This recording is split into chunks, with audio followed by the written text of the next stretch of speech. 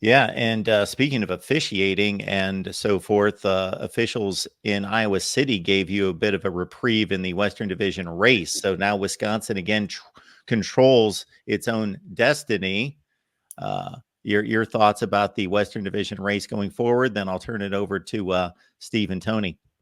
Yeah, absolutely. That was really one of the kind of crazier endings, calls, or, however you really want to look at it within that Iowa game. And I remember myself and other media members were live in Champaign, covering the Wisconsin game, obviously. And we saw that Cooper DeJean had kind of registered a punt return touchdown. And so we're like, all right, looks like both teams are going to kind of pick up wins this week. And then it was quickly wiped off. I think that it's really interesting.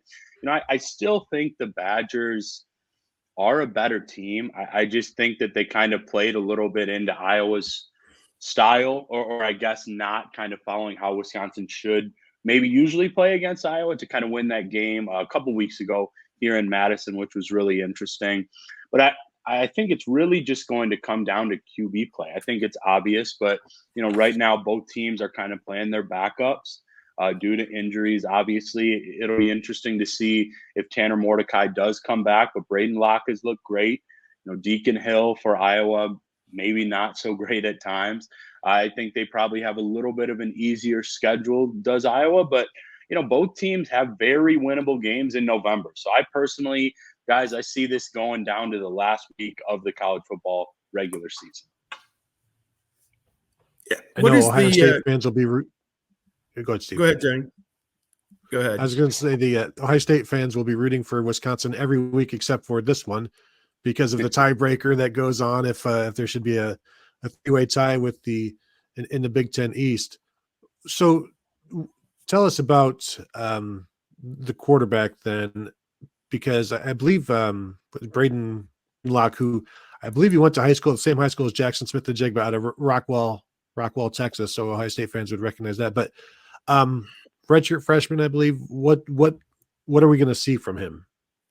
Yeah, so Braden Locke, he played like the second half against Iowa after Tanner Mordecai went out. And then he got his first start at Illinois, first start for the Badgers, first start in college football. And guys, I really came away quite impressed. I think he's somebody a little shorter than Tanner Mordecai, maybe not as quick as Mordecai was really kind of a dual threat, but Braden Locke is very cerebral. He kind of prides himself on that, just how much time he puts in studying. He's got a good arm. He's a great decision maker. And I think the key that you really need to know this season is he's got a lot of familiarity with Phil Longo's air raid offense.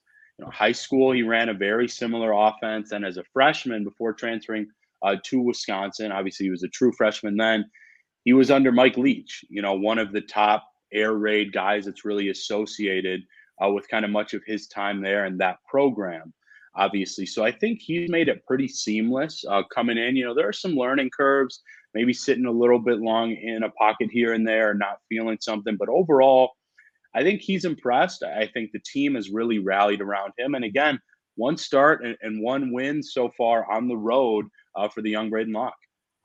Tanner Mordecai, as I understand it, he broke his hand against Iowa. Is it his throwing hand? And is there any talk at all that he would be able to come back and play this week? Or are they hoping within 2 or 3 weeks that he would be able to play again? Just what is the update, or as much as you guys been led to believe where things stand with him? Yeah, so unfortunately for Tanner, it is his throwing hand. I'm not a doctor, know for sure, but if it wasn't, I think he would have been given it a shot. It actually happened in that Iowa game, and then he was trying to play another play, and he was kind of motioning to the sidelines. I can't throw, I can't grip the ball, and that evidently, was I believe a full break in his right hand, in his throwing hand. I would be, shell shocked if you see him anytime soon, like this week.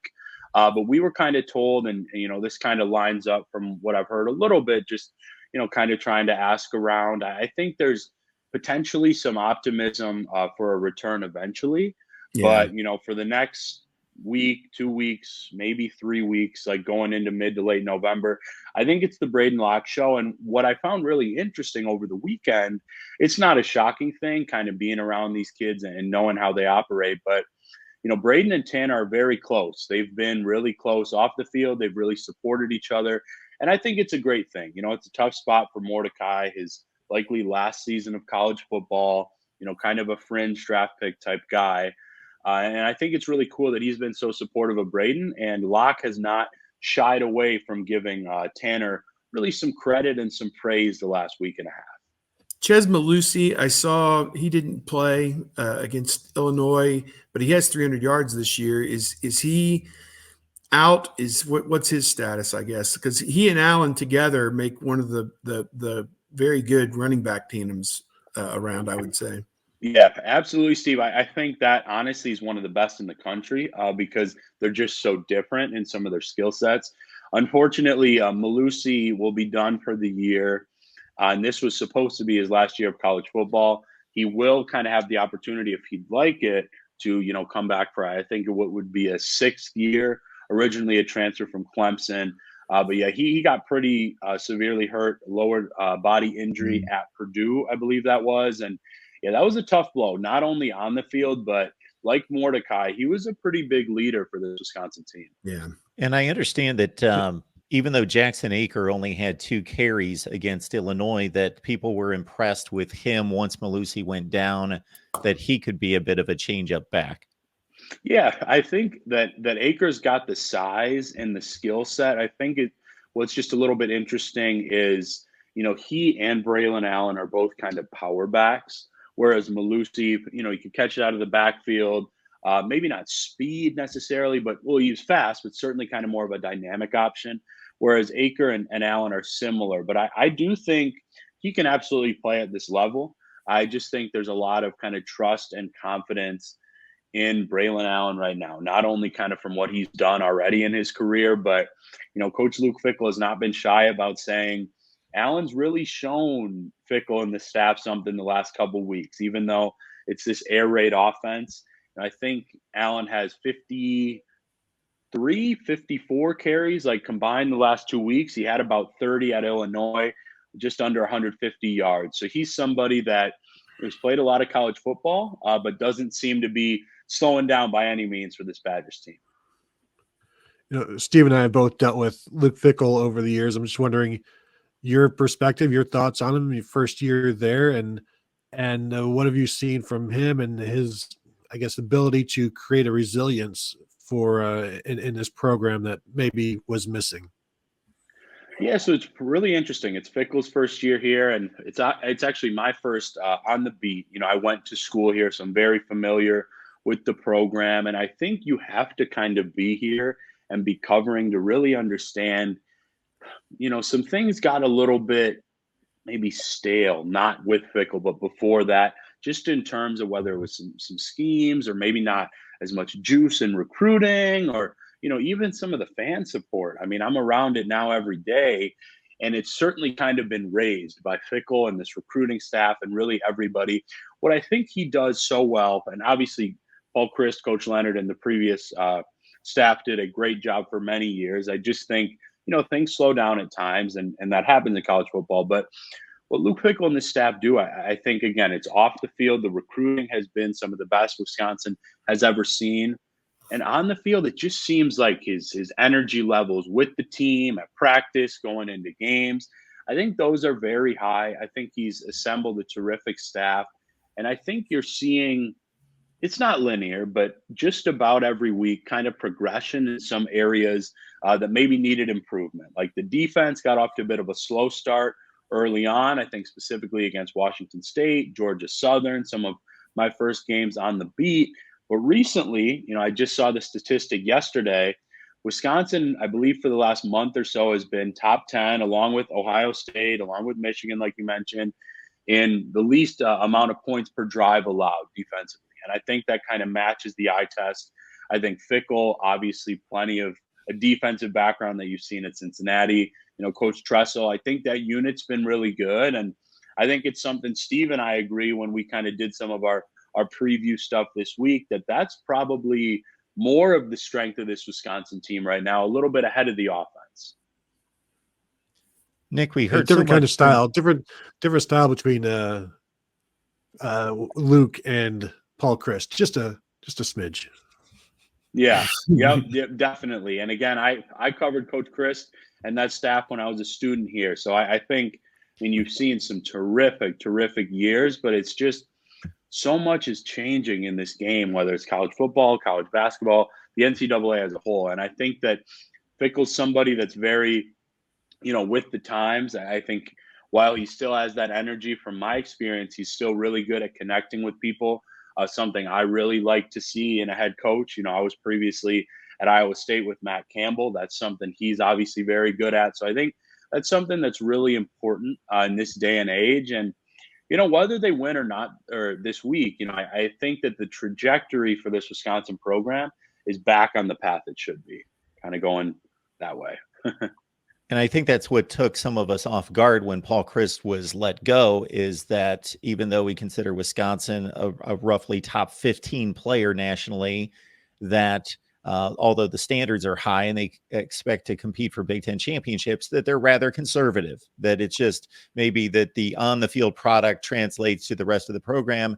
And as long as Paul Chryst is winning 70% of his games, and even though they were coming off a down 7-6, of course, that's not going to get a coach fired.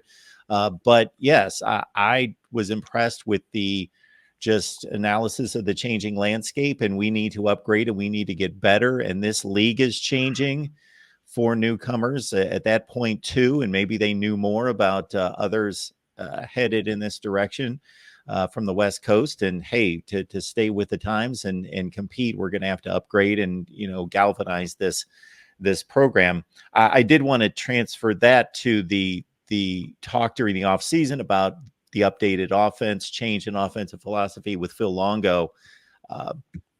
How has that taken hold? And has there been an analysis of, okay, well, we want to do this eventually, but we've got this personnel and we're going to have to merge the two. I see an increase in pass attempts, it seems, even when they don't have to, but how does that look on the field? Yeah, it looks and feels like it's Air Wisconsin now watching them play. Yeah. I think that was a really good question. I think last week against Illinois was the first time I've really seen kind of this recognition that, look, we want to get to this full air raid. This is kind of our future here under, Fickle and Longo. But we've still got a top, I'm being conservative with this one, top 8 to 10, 12 top running back in the entire country. Many people think he's higher. I think his ceiling is pretty high. But, I think with the new quarterback in Braden Locke and then Braylon Allen in the backfield, I think they leaned on that run game a little bit more, Mark, which I think was really beneficial and obviously helped lead them to a win. I think long term, it's certainly going to be more of what you maybe saw in that Iowa game, kind of in the 40s for pass attempts and maybe like teens or 20s for the run game. But I was impressed. I wrote about it a little bit Saturday, and I think he's gotten a lot of credit. Phil Longo, he made some play calls in that fourth quarter. I don't know how much you guys got to watch, but like most OCs wouldn't maybe call just kind of a halfback power on 3rd and 10 when you need to score and just kind of trust Braylon Allen, or, a kind of a trick play to win the game, just a pass to an offensive lineman, kind of lined up outside as a tight end for the game-winning catch. So I think that he's starting to be more comfortable. I think there's a recognition of the personnel, and I think it's something that's a work in progress long term when you change so much overnight, but I think it's headed in the right direction. Steve, Tony, anything else? Just your basic thought, I suppose, to put you on the spot. It's Ohio State's favored by 2 touchdowns in this game. And, Ohio State can take this one of 2 directions. They can either go up there and throw their helmets on the field and be in a 4-quarter game, or they can go up there and play like they're capable of, like they did against Purdue and did for a good part of the Penn State game, and take control of the game and dominate the game. I think it can go one of 2 ways. I've seen undefeated Ohio State teams lose there in 2003, 2010. They were number 1 in the country in 2010 and lost there. Then the last 2 times they've been there, 2012, 2016, the game went to overtime. So it's always seemingly a tough game, and one that Ohio State has to struggle to win a lot of times. Do you see a double-digit win for Ohio State, like the spread, the odds makers are saying, or what's your feeling having watched Locke for a game and a half? Is he good enough to keep them in this game for the duration? Yeah, but what's really interesting about this matchup, Steve, and again, I think you'd kind of agree from some of what we've written. I think the defense is the strength for each team, quite honestly. And I know that's a little bit crazy to say for an Iowa State or for an Ohio State team that I believe, Marvin Harrison Jr., arguably the best player in the country, not just wide out. Obviously they've got 4 and 5-star talent, but I think McCord's been good. I don't think he's CJ Stroud, Justin Fields, guys before him. That defense looks incredible. I think the Badgers defense has been really good. So I understand why the spread is kind of around there, but just because, some of the wackiness, like you've mentioned, Steve, that happens here in Madison, specifically night games, I do think that Ohio State is the better team for sure. I think they're beatable. I think that Braden Locke showed me a little something. So while I'm not going as far as saying, I think the Badgers get this upset, I do think this is really going to be within 7 to 10 points, at least for the first 3 to 3.5 quarters. I could see kind of Ohio State maybe getting that one extra stop, and then, the best player on the field, Marvin Harrison, just maybe dominates. But I need to look a little bit further. How can Braylon Allen run against this team? Does Braden Locke kind of get the ball out quickly to his weapons? How's the O-line? I see this being a good game, though. Maybe not overtime, but I think you're in for another close one, Steve, here in Madison. I'm ready. Hey, this is one of the top 2 or 3 environments in the Big Ten. I think Penn State is 1, Wisconsin is 2.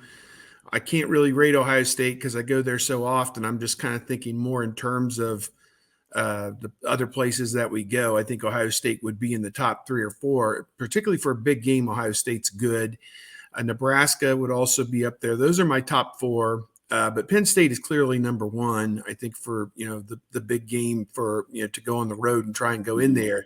And I think Wisconsin is right there, neck and neck with them.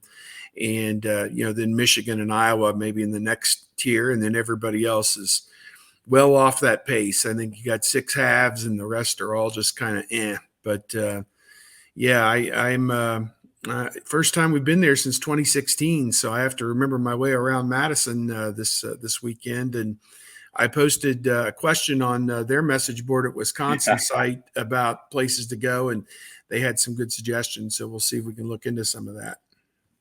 Nick Osen, I was just going to say, I'm kind of born and raised here, basically. So any other questions, Steve, you got me. And it was fun kind of with the board. I look forward to meeting you. I appreciate you guys. Yep. Nick Osen, Wisconsin Badgers, 247 Sports. Buckeye fans, head on over there. Get the other side of this matchup coming up Saturday night. Should be an interesting one. Buckeyes have won 9 straight, but few have been easy. That's for sure. Nick, appreciate you stopping by, breaking things down for us. Absolutely, guys. Thank you so much. I'll talk to you soon.